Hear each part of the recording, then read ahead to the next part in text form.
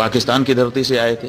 अरे भाई, पाकिस्तान की धरती से आए थे, इतनी जल्दी कैसे पता चल गया? यही तो हम जानना हमारे चाहते घर हैं में कोई घटना कि होती ये है तो हम कैसे हो सबसे पहले सकता है। किसको वो पकड़ेंगे? लोग इतनी आसानी से आए और सबसे इतनी पहले तो आसानी से चौकीदार को चले भी गए पकड़ेंगे ना, और कि सरकार तुम की कहाँ तरफ थे, से कोई पुख्ता इंतजाम नहीं किए गए। क्यों ये घटना हो गई सरकार तुम्हारे रहते कहती है हुए, हमने जम्मू किस लिए कश्मीर तुमको में रखा ये था? कर दिया, वो कर दिया। तो लेकिन फिर ये यहाँ आतंकी नहीं आए ऐसा कहाँ हो से, रहा है।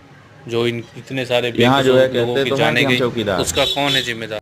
लेकिन ये सिर्फ चौकीदारी और सिर्फ हिंदू अगर मुसलमान की को गई होती, लड़ाने के लिए ये हाँ, साजिश रची जा चौकीदार रही है। अगर अपने काम में हम पक्का लोगों को होता है कुछ भी ऐसा नहीं करना तो है, हम लोग को उसके ऊपर भाईचारा आक्रमण करके उसको कोई मार दे। और कायम लेकिन बनाना फिर है। कहा जाता है कि इस चौकीदार ने अपना निभाया। यहाँ तो कुछ पता ही नहीं है, कोई लड़ा ही नहीं उनसे, किसी ने उनको रोकने की कोशिश ही कहीं नहीं की। वो आए, घटना की, आराम से चले गए, कहीं पर उनको कोई बाधा नहीं है। कहाँ है चौकीदार? और चौकीदार के बारे में चर्चा ही नहीं हो रही है। अब कह रहे हैं हम उनको सबक सिखा देंगे, हम ये कर देंगे, हम वो कर देंगे। पाकिस्तान की धरती से आए थे। अरे भाई, पाकिस्तान की धरती से आए थे, इतनी जल्दी कैसे पता चल गया आपको? और अगर इतनी जल्दी आपको पता चल जाता है तो घटना के पहले क्यों नहीं पता चल गया? और दूसरी बात यह है कि अगर पाकिस्तान से आए तो पाकिस्तान के खिलाफ अच्छी तगड़ी कार्रवाई करिए। आप कह रहे हैं कि हम सिंधु नदी का जल रोक देंगे। आपके पास जल को रोकने या उसको डाइवर्ट करके अपने ही यहाँ, अपने ही देश में रख लेने का कोई उपाय ही नहीं है।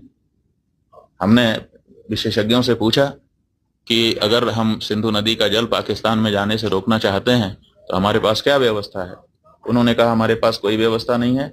अगर हम आज से शुरू करें कि ऐसी व्यवस्था हम बना लें तो पैसा कितना लगेगा वो तो अभी पूछिए ही मत। अगर पैसा पर्याप्त दे दिया जाए, पैसे के कारण एक दिन भी काम ना रुके, तब भी 20 साल लगेगा, तब हम सिंधु नदी का जल रोक पाएंगे। तो ऐसी परिस्थिति में हम ये कह दे रहे हैं कि हम सिंधु नदी का जल रोक लेंगे। और टेलीविजन के एंकर हमने सुना वो कह रहे थे बूंद बूंद के लिए तरसेगा पाकिस्तान, एक गिलास शुद्ध पानी नहीं मिल पाएगा, खेती नष्ट हो जाएगी, बिजली नष्ट हो जाएगी, ये हो जाएगा, वो हो जाएगा। गजब बता रहे थे, ऐसा लग रहा था कि जैसे प्यास तो लग ही गई पाकिस्तान को। और इधर विशेषज्ञ बता रहे हैं कि हमारे पास पानी को रोक लेने का कोई उपाय ही नहीं है।